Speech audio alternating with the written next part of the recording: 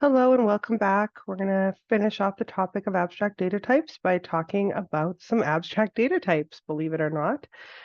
So we're going to talk about stacks and queues. We're going to show how we implement them, and we're going to do so using a linked list data structure. I have none of the code right now, so we're going to walk through all the code together and talk a little bit about how these things work. So we're going to start off with stacks. We've heard this term before, right? We've talked about stacks before when we talk about a runtime stack or a stack of pancakes. When you make a stack of pancakes, we'll stick with the food analogy for a second. It works really well here. The newest pancake that you make is always on the top, right? The oldest pancake that you made is on the very bottom. And in order to get to the bottom, you have to eat through all the pancakes from the top to the bottom. This is a stack. So often it's called last in, first out, or LIFO. That is like an acronym that people use. So the very last thing you added to the stack is going to be the first thing that comes off of the stack. A little bit more formally, a stack is, or a stack of data rather, is a sequence of values where only the most recently added value, so the very top of all the values are currently in the sequence, can be accessed. So you could only access that top value. The value on the top of the stack is the only one that we can see or remove, and the top is the only spot that we can add new things to. So while lots of other data does live in a stack, we can only work with what is on the very, very top. So we're going to implement this using a linked list, and it's actually going to be incredibly easy to do so thanks to basic linked list structures. So we're going to go ahead and we're going to do that. Things that we can actually do with our stack. Actually, before we talk about that, let me go ahead, flip over here. Let's just get some of the basic code up and ready to go. So I'm just going to go to my desktop and I'm going to do stack example. We're going to make a folder here. We'll open that folder and we'll put some files in here. Now, we did just say we're going to need some kind of a linked list. So let's make our linked list and public class linked list. And we know exactly what we put in a linked list as well. Let me just make this a little bit big. Whoa, I always do that. A little bit bigger. And we're going to need a private node top. I'm going to go ahead and also keep track of the size. We're going to have a linked list constructor where top becomes null and size becomes 0. I'm just going to come down here for a second where I can say public, or not public rather, class node. And then inside here, I can say node, or I guess we'll just do integer data to make our lives easier. Int data node next. We'll go ahead and do a constructor here where we say int data node next. And since we're going to be internal to, like this is a nested class, we're going to have access to data and next by default. So we don't even need any getters and setters. This is always really easy for us to add. Now we do know some of the methods that we typically include in a linked list. Typically we have a public void add to front, where you take in a piece of data, and we can just say top is equal to new node value and the old top, and we're going to add to the front really simply. Oh yes, and size plus plus. We can say Boolean is empty, and we can just check to see if the top node is null or not. We can do a remove. Often in a remove, we pass back the node that we removed. So I guess maybe we should do that. Well, we'd pass back the data that we removed. Let's just leave it as void for right now. That's fine. And we'll just say remove. Let's remove by index for right now. So if the index is greater than or equal to 0 and the index is less than the size, we can go find it. Otherwise, we can just go ahead and say, whoops, index does not exist. So we have our remove. We have our add to front. We could do a remove or an add in the middle as well. So we can say index greater than or equal to 0, index less than size. We can say, then we're going to need like a node cur is going to be top. We need a node previous, which is going to be null.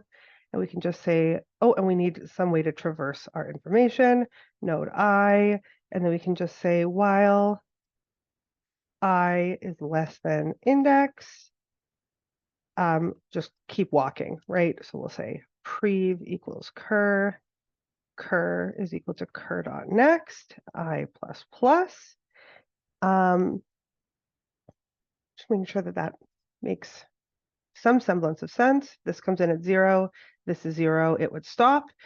If, whoops, if I is 0, or I guess I can check with the index. If the index is 0, it's the top element that's getting removed. So we just say top is equal to top.next. But if it's any other element, we can say cur is cur.next. Nope. I know how to do this. Prev.next is equal to cur.next. That's all it is. There we go. So now we can do our remove. We can also add, as we said, like an add by index, I guess we'll call it. And it will look very, very similar to the remove by index here. So I'm actually just going to pick this whole thing up. I know that this is kind of bad programming standards, but I can just do this. As long as the index is a valid index that we want to add to, we can go looking for it. If it's the top, we can just call add to front, because we're just adding it literally to the front spot. So if it's the front, we just call out add to front, and then that's fine.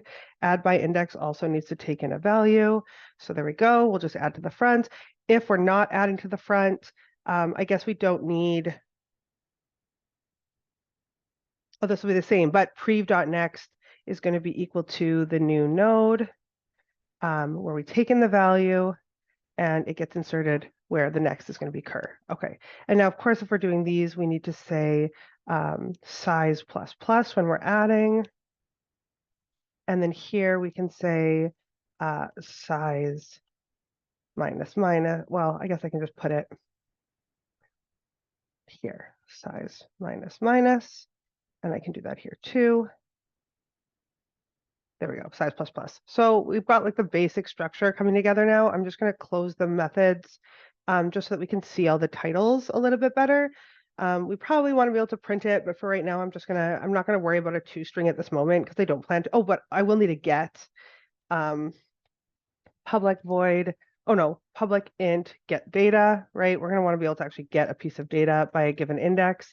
We need that same basic if statement structure where we can just say, if it's a valid index, we're going to do something, else we're going to just say invalid index. If it's an invalid index, I guess we can return integer dot, I don't know, min value, just something. It doesn't really matter. We're going to say invalid index integer dot min value is returned so that like we know what's going on. Otherwise, we can go ahead and get the data at that index. All we need to do this is a node cur, which starts off at top, and an int I is equal to 0. And while I is less than size, oops. Yeah, I is less than size, we can just say cur is equal to cur.next, I plus plus, and then once all of that runs, providing it works fine, I better have another return value here. Data val, gonna have at least some program practices, and I can set this to be the current data value. And then here I can just return data val. So there we go. So now we have a get data too. So now we have like the basics of a linked list structure. This is something we did a few weeks ago. So at this point, hopefully this feels relatively comfortable, or at least you'll be able to review this code and feel pretty good about it, I hope. The other thing that we're gonna probably need is some kind of a main class where we can like just test this really quick. Like linked list, new linked list. What does that say? Link loop exception? No, linked list. And then we can just say linked list dot add to front 1. And then we can say linked list dot get at spot 0.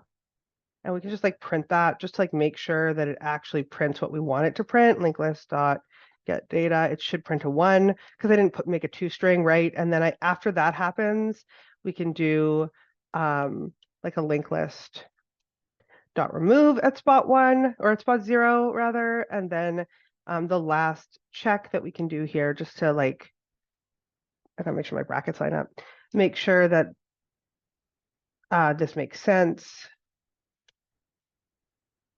is that we can just say like linked list should be empty at this point. So we can just do like a couple of really quick checks just to make sure that our code compiles. I didn't make any super obvious massive mistakes like it turns out I did here. Cannot read field data because cur is null. So right here, add to front. What did I do there? It must have happened in my add to front. Oh, it didn't. It happened in my get data here.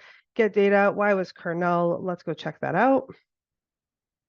In my get data, if the index is greater than or equal to 0 and the index is less than size. So that should have been correct. Is it something that I did wrong in my add to front?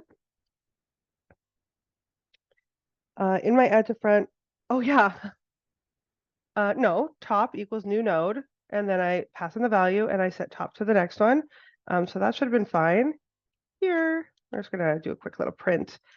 Make sure that we can get like the basic of our linked list working before we do anything else. So it definitely did that properly and set that properly. And then when we try to go to get data here, something odd seems to be happening. So right here is an issue. Oh no, it's just because of when this stops. We need to actually, this here needs to be while I is less than or equal to size, I guess, is actually what we need to do there because size is actually the representative of the number of elements. No, this is fine. While we're getting the data to give an index. So while I does not equal size, that's still not right. Size minus 1. That's more correct. Size is a bad name for this. It's keeping track of the next available element. So this actually has to go, oh no. So how about just while I does not equal index? That's what I want. Oh my God, I don't know why I had size there. That's okay, we figured it out. It returns 1, and then our list is empty, true. So we did manage to get our basic linked list working. So that's fantastic. Okay, so let's just flip back over here for a second then and look at some of the things that you can do specifically with a stack. So far what we've done is we've made a linked list, which we've made before, and we've given it some basic linked list functionality, some of which are helpful for a stack and some of which are not so helpful for a stack. So when we think about a stack, there's some basic things that we think we can do. We can place an item on the top of the stack. We can examine the item on the top of the stack. We can remove the item from the top of the stack. The item beneath it then becomes the top, right? And we can't remove any items when there's an unless we add more, right? So those are some pretty basic checks. So those actually have very specific names when it comes to stacks. When you place something on top of a stack, it's kind of like, imagine if you had like think about like your laundry bin, like your dirty laundry bin, and like when it's getting really full, but you just keep adding stuff on top of it and you just kind of like have to push it down a little so that you have enough room. So then you like throw more laundry on it and you can push it down more. This is why it's called a push operation, because we're pushing something onto the top of our stack. So when we add to the top, we're calling it a push. When we're looking at the top of our stack, so if we have like a full stack of pancakes and we're like, oh, what flavor did I just put on the top or whatever? If you try to peek below the top one, the whole stack would fall over. So we just like take a quick little peek at the top of the stack. It's called a peek operation. You can remove an item from the top of the stack. So the item beneath it then becomes the top, and this is called like a pop. It's like when you pop the top off something, right? If that's a saying that maybe you've heard before. So it's called a pop operation or a pop method. And then lastly, of course, is this check for is empty. We can go ahead and make an is empty method as well to make sure that that works. So when we actually do this, we're going to make our abstract data type an interface, and we are going to be able to then define a very restricted set of information that we want to be able to use. So for an ADT stack, for example, if we have get for any random index like we currently have in our linked list, it wouldn't be a stack anymore, right? It would violate that. So we're going to go ahead and define our stack, make an interface. This says, it can be a stack of objects or a more specific type. Ours is a more specific type. So let's go ahead and do that right now. So let's add, I'm going to actually call the interface stackable. Or no, I don't like that. I'll just call it iStack. That's totally fine. It's gonna be an iStack interface. So I'll say public interface. Oh, I didn't name it properly. I missed the dot, and that will just cause so many problems later. I'll just delete it and make a new file. iStack.java. And now this is not going to be a class, it's going to be an interface. And we just defined in those slides the methods we want to have. We want to have a push where you can push the data on to the top. We want to have a pop, which will pop the data off the top. We want to have a peek, which will take a look at the top element without removing it. This will remove and return the top element. This one just looks at the top element. Those are two different functionalities. That doesn't spell element. And we also said we want to have an is empty. Now we have this generic, I better just say adds to top of stack. We have this really nice generic linked list that we could use for lots of different things right now. It isn't necessarily tied to a stack, and that's okay. We don't want it tied to a stack. It's not a stack linked list. It's just a linked list. So what we're going to go ahead and do is we're going to make a new file called stack linked list. And this one is going to, sorry, I've got my Zoom bar in the way, is going to actually implement our iStack interface. Right? I called it iStack. It could have just been stack, I suppose, but whatever. Our stack interface. So now by doing this, we're going to get all of these errors saying that we have to implement these methods. I'll go ahead and click quick fix so that it puts all the methods in here for me. You can leave the overrides, you can remove them. They're not necessary for this right now.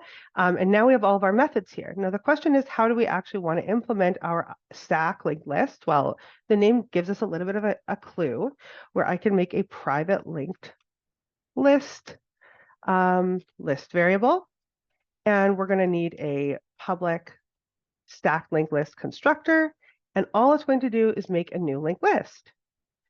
So this is perfect. We've now wrapped our generic linked list into a stack linked list that is going to force the stack information. And it's important that we do it in this way because there's lots of stuff in linked list that maybe other places might be using because it's just a generic linked list of numbers. So other places might want to be able to use those functions, but for a stack, we want to restrict what we can do. We only want to be able to do push, pop, peek, and is empty. So in order to do a push, we're going to say list.add to front, and we're going to add the value that comes in. And that's actually all we have to do. We just have to pass that information into the list and just not allow somebody to pick an index. Now for pop, we have to remember that when we call .remove on this, we're supposed to pass in an index. So we're going to remove always the top. So we can just hard code that 0 there. But it's also important to remember that there's this expectation that we pass back the element we're going to pop off. So popped, we actually have to make sure that we first grab that information from the top, put it there, go ahead and remove it, and then we can return popped. So now we're doing a true pop. So there's a little bit of extra work there to make it work like a pop. And then we also have a peek. And our peek doesn't remove, just does a check. So all we're doing is list.getData at position 0, and it will just take a quick look. So this doesn't actually remove the data, it just does a look. And the nice thing here for our is empty is that actually already exists in the list. So we can just say list.isEmpty. And now we have a fully functioning stack separate of our linked list that's being enforced by our iStack. And the nice thing about separating that out as well is now if somebody else wants to come along and implement this interface in an array list style class or a partially filled array style class or anything else, this interface is fully transferable because we didn't specify the data structure. We've completely separated out our implementation from our interface, which is super, super helpful for us at this time. So now, instead of having this do linked list directly, we know that our linked list worked. This was our check linked list class works before continuing. That's what we did. We just wanted to make sure that the code that we wrote actually worked. But now that we know that it works, we don't actually need any of that. We want to be using our stack, our linked list, our stack linked list. So you're going to call it iStack. You're going to declare the variable using the interface. And then you can say new stack linked list. just like this.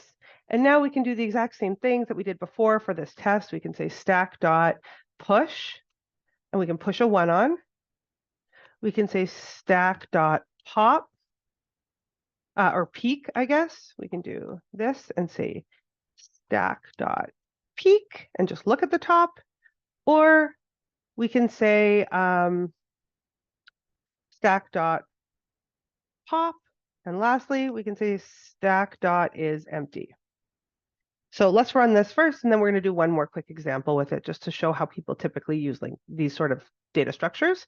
So we can see here that we did push it on, we peeked at it, then when we removed it, it came off with us, and then it was indeed empty. If we don't care about the pop bringing us back the element, we can just call pop like this.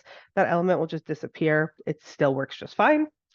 I'm going to go ahead and just move this down here and just call this basic stack implementation tests. Now I'm going to show how things are typically actually done with something like a stack or how we would like normally run through this. Now, again, the only way to actually get all the information from a stack, or the only way that you should be able to get all the information from a stack, is by like popping all of the elements of the stack off. So for example, if we wanted to, let's just make a quick for loop. And we're just going to go, I better remake this variable right here. I better call it stack2 in case somebody uncomments that later. And we just want to push I on. We can just keep pushing I on over and over and over again. And this is sort of just going to create a sequential stack. So it'll push first a 0, then a 1, then a 2, then a 3, all the way up to 99. But then when we want to read it back, we have to actually do some really interesting work here. We have to, when we read it back, it's automatically going to be read back in the opposite order, unfortunately. So if we wanted to pop everything off and read the contents as they go, all we have to do is say, while our stack is not empty, while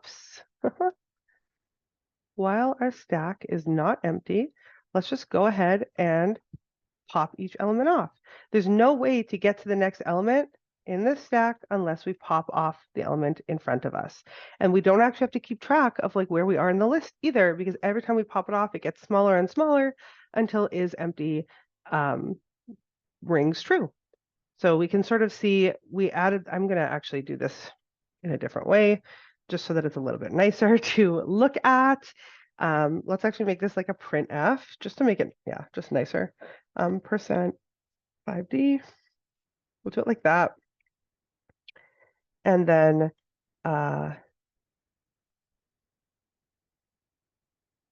there's no really nice way to do this. I don't want them all to be in one line.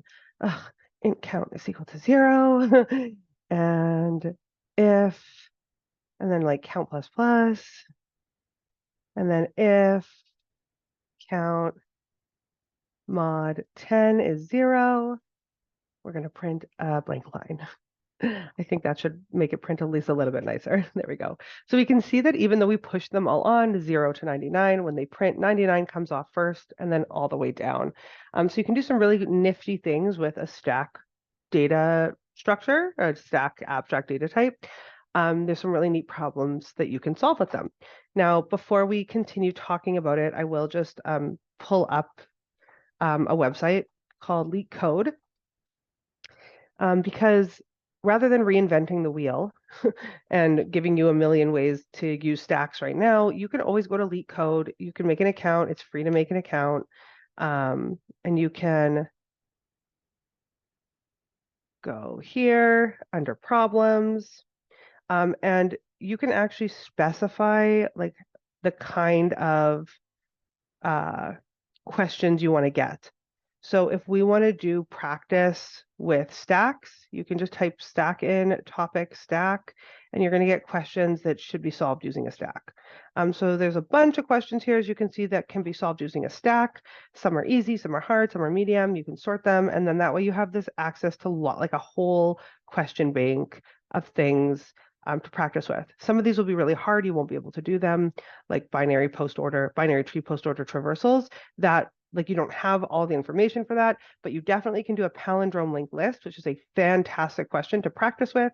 You can do the next greater element. You can probably do the baseball game.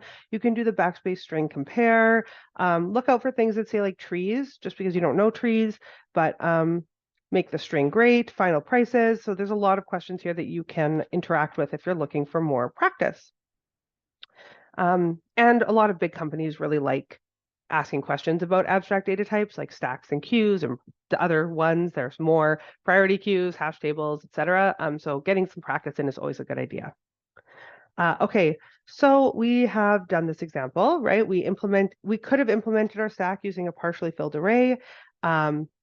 And we could have done it without doing any shifting. We can easily just push items onto the front of the array, push items to the end of the array, and then pop them off the front and just sort of keep a rolling count of where the front and back of our partially filled array is. So that's always a really good thing to practice if you want to.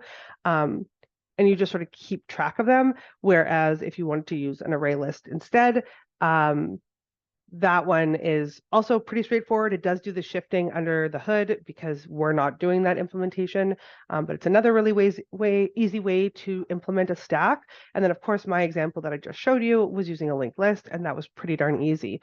If you're looking for like a good sort of thought experiment and a good way to really understand what's going on, I do recommend doing the full implementation of it using a partially filled array. And of course, if you ever want to like post your practice code in the group chat or anything like that, since it's just for practice, you're always allowed to get feedback that way for this kind of code. So there's some really good examples of stacks being used. Reversing items. Obviously, when we pushed everything on and popped it all off, we can get a reverse list really easily. It's 2n, right? Because we run all the way through the list to push it all on, and then we run through the whole list to pop it all off. That's 2n when it comes to the algorithmic analysis. And typically we just drop the constant, so it's just n. So that's awesome. We have return pathfinding, so doing some backtracking here. If you want to go from A to B to C to D, you can push each location on, and then you can pop them off, and you can like follow a path. So like think about it a bit like a maze, like if you're trying to follow a path through a maze or something like that.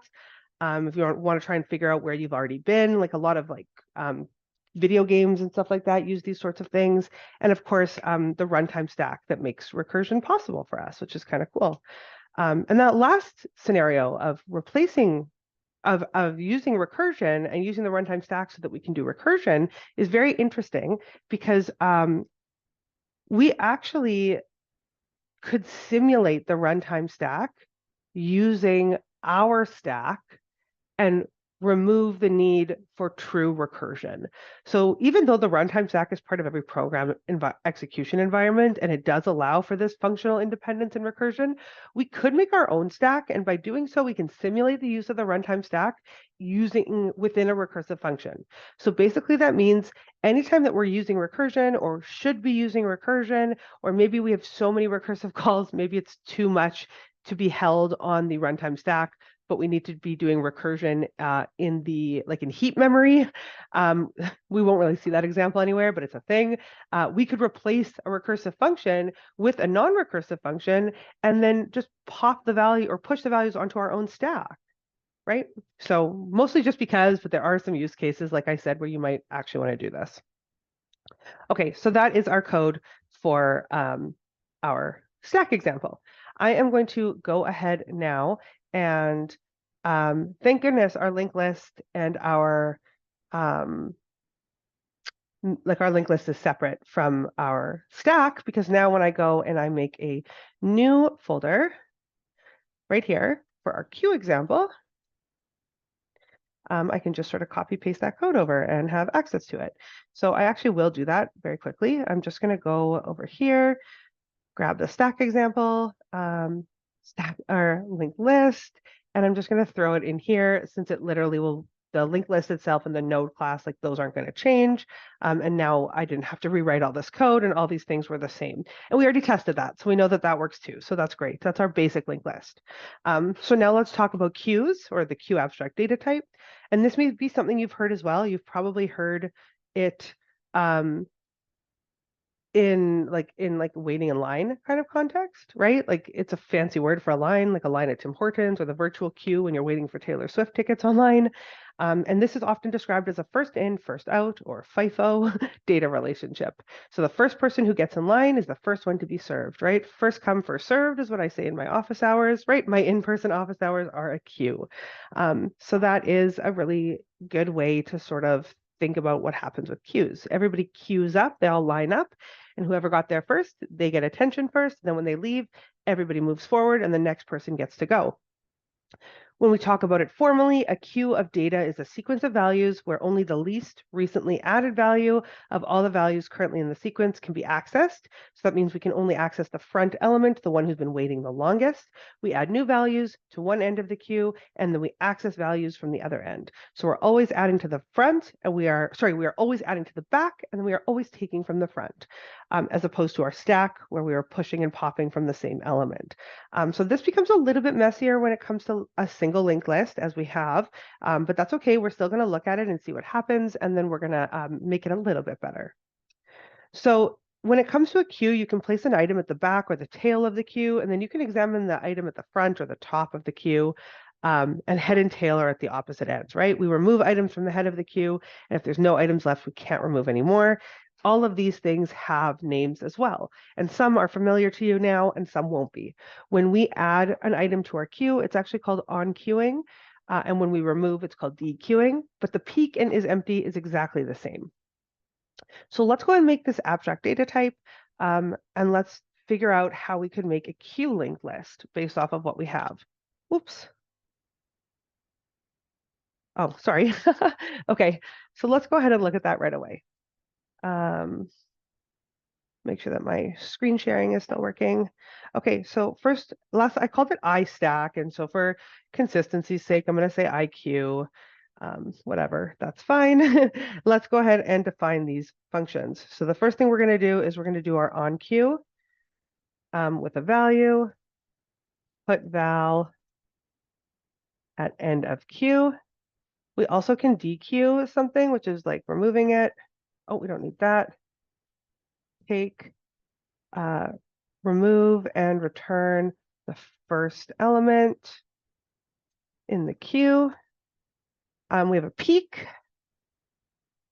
which means look at the queue and see who is up next, right? The top element, and we're going to have is empty again. Is empty. Okay, so now that we have this, we can go ahead and make our queue linked list class. We're going to start by making this just the way that we're making it, and then we're going to do some updates to make it better. So we'll have another private linked list class, private linked list. We'll have a new public queue, our constructor, and in our constructor, we can do this. Whoops, I can spell things. And then right here, we can go, oh, right here, we're going to implement our queue. We can't forget that. That's what is going to help us remember exactly what we want to have happen in here. Quick fix, add them all. Okay, so now let's do each of these things. So to on queue, we always have to add to the end of our list. So did I make a get a size function?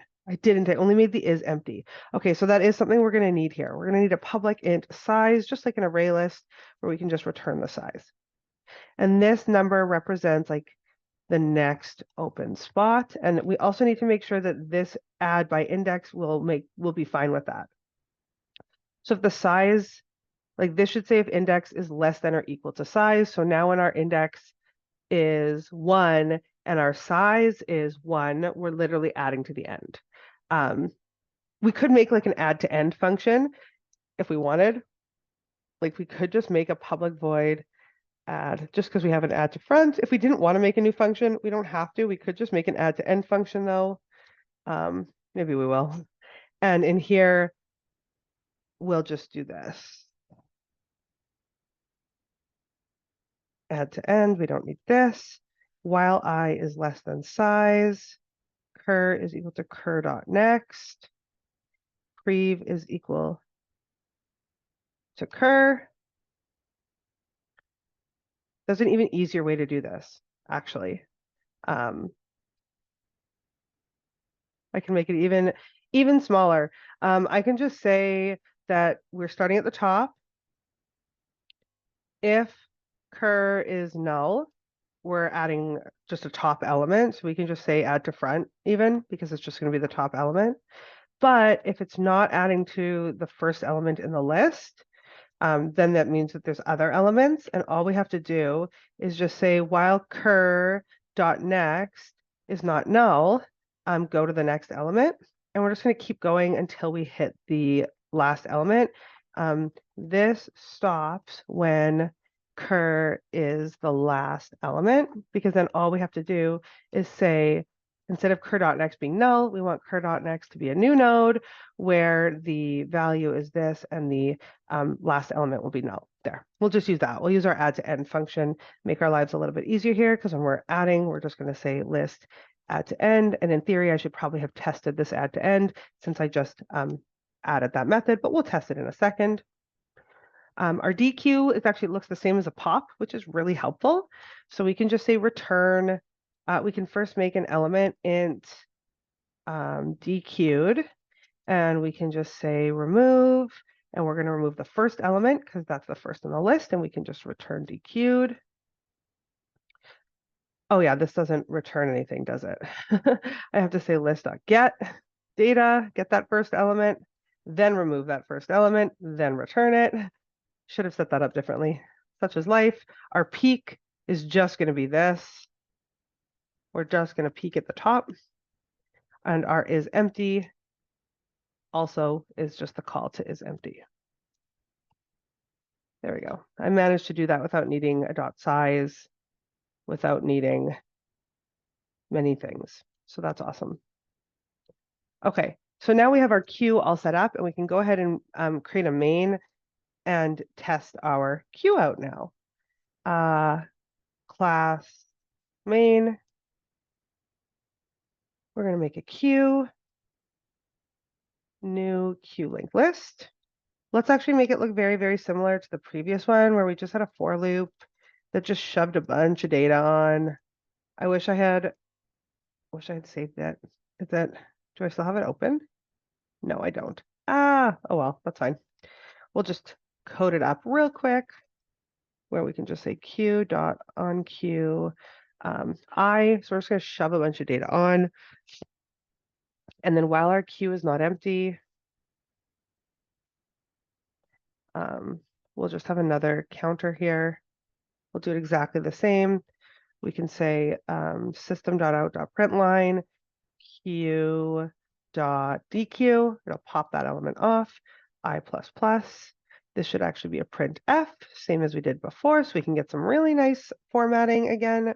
It's nice to have just a little bit of organization to our code. And then if our I variable mod 10 is 0, we have 10 things on the line, and we'll go ahead and just print the next line, and that's fine.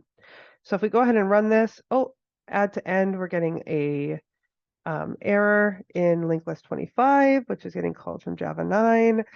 Let's go and check that out. 25. Right here, it's having a problem with that's supposed to be inside this else statement. Whoopsie. I only want to do that if this didn't run. So that should have been inside the else. I just messed up my brackets a little there. Let's try that again.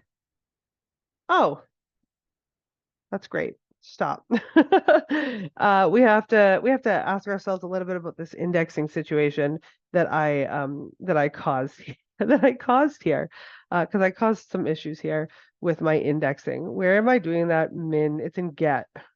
Let's look at my get. When I say get, this one has to be like this, I think. Is that right? If index is the end of the line,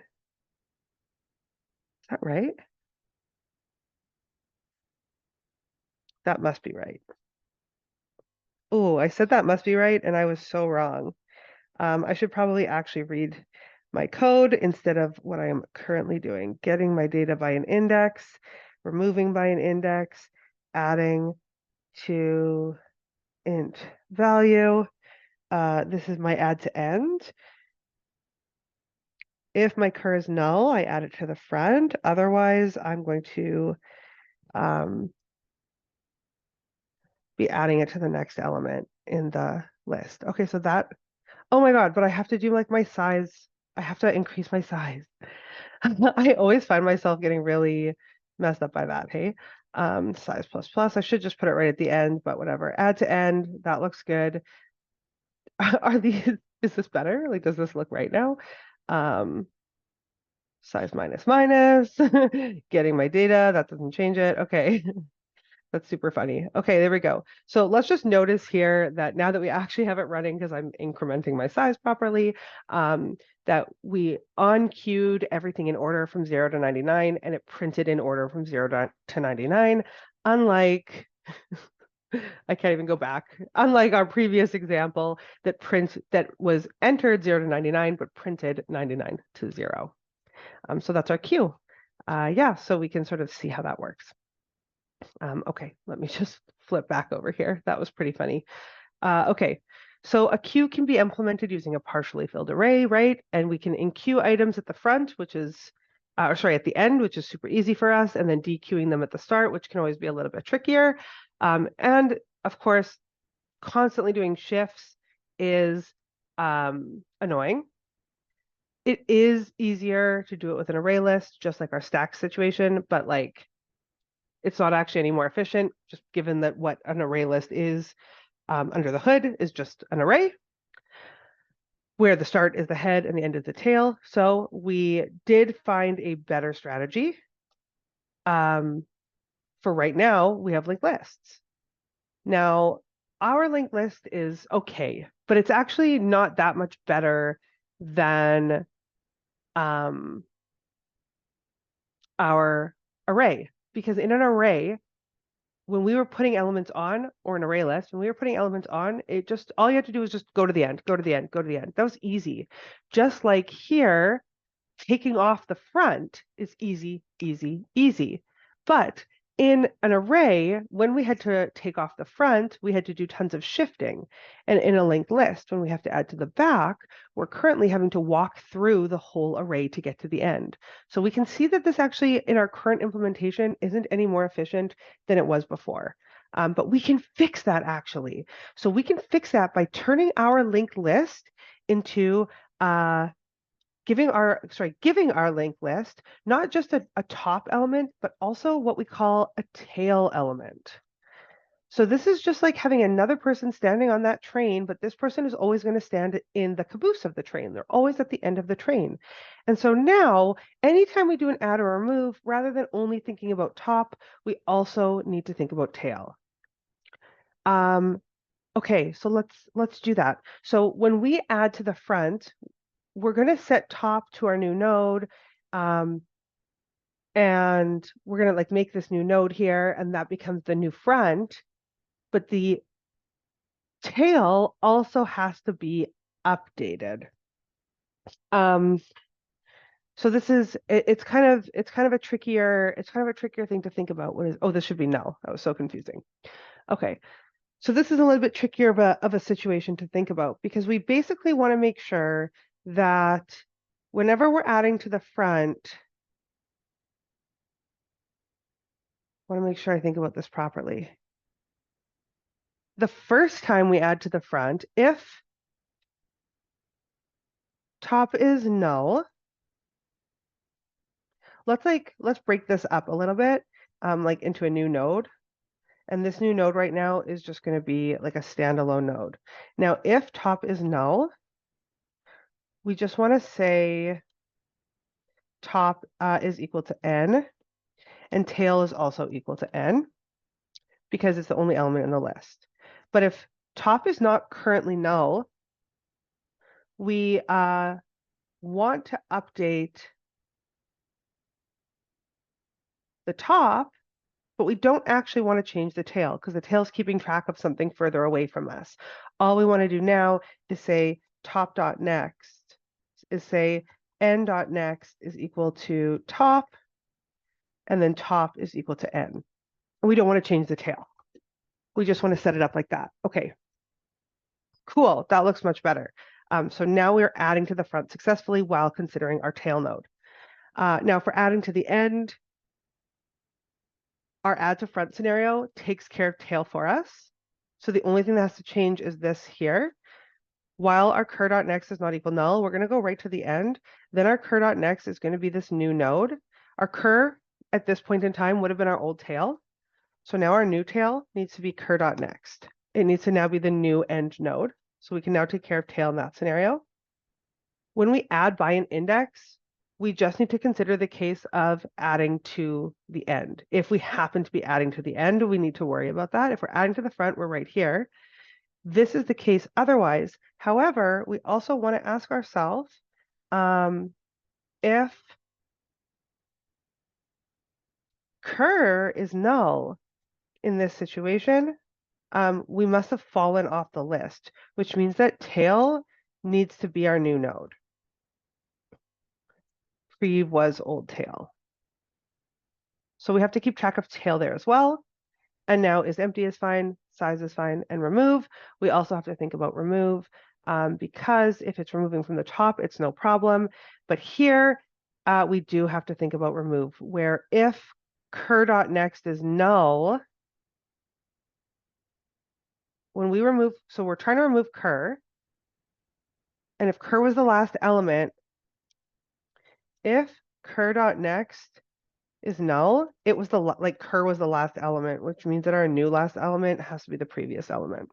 Okay, so now we can take care of that tail as well. Okay, so now I think I've included tail everywhere. So I've sort of updated this to deal with tail. Why are you saying tail is not being used? I literally use tail everywhere. I think it might just be because we're not. Oh, well, now I guess our add to end can get a lot nicer too, because now this add to end, so we've now added tail everywhere, but we can actually do this way smarter because this is our add to front, which makes sense. But in our add to end, if we're adding to the front, we want to do this, but otherwise we no longer actually have to do all of this. We no longer actually have to walk through our whole array. We have access to our final element, and we can just say tail.next. Whoops. Whoa. The current tail's next is going to be our new node, and then tail is going to be equal to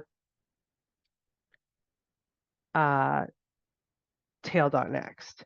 So we just move that pointer along. So we actually can get rid of this while loop in its entirety and just focus on adding to end using our tail node. For adding by index, we can leave the while loop because the while loop may be necessary. It's more of just like a specifically when we're adding or removing from the like front or back that top and tail help us. If I run this, everything should still work. Like I shouldn't have broken anything. Okay, great. I didn't break anything. And then when we go into our queue, now we can make this more efficient because before our on queue was adding to the end. And now when we add to the end, it no longer runs a loop. We've removed that loop. So now adding to the end is more efficient than an array. In the array, we had to add to the end really easily, but do tons of shifting of elements when we remove from the front. In our single linked list with one reference with our top linked list, we had to add to the front, add to the back, which involved walking through the whole thing, right? You have to traverse the whole linked list to get to the end, and then removing from the front, which is super easy. But time-wise, they were the same. It just where we spent our time was different. One, we spent more time shifting when we removed, and the other we were spending more time walking when we were adding. But now that we've actually removed the while loop from this add to end, we're keeping track of the end of our list with another pointer. this is considerably faster because now we don't have to do any walking to add to the front or the end. We're just going to keep track of those two spots and just move around our pointers as necessary. And it still works exactly as we'd expect it to, but it's actually considerably faster now. Now this code is considered like those functions are considered what's called like O of 1. It always happens in constant time. The amount of time it takes to add to the front or the back of our linked list does not grow with n because we always have access to the front and back, regardless of the number of elements that are in between those two values. Okay, cool. So some places that queues are used, well, we see them literally all the time. When a program has to keep track of the work that it needs to do, it'll just add the tasks to a queue and then execute them in order, like a buffer. So when we store a sequence of data values that have to be processed, like in buffered reader, for example, or sending data on a slow network. And there's also some other sort of things that are modified queues, such as things like a priority queue. Think about like at a hospital when you go in with like an ear infection and then somebody else comes in with a gunshot wound and they sort of like move them up in the queue.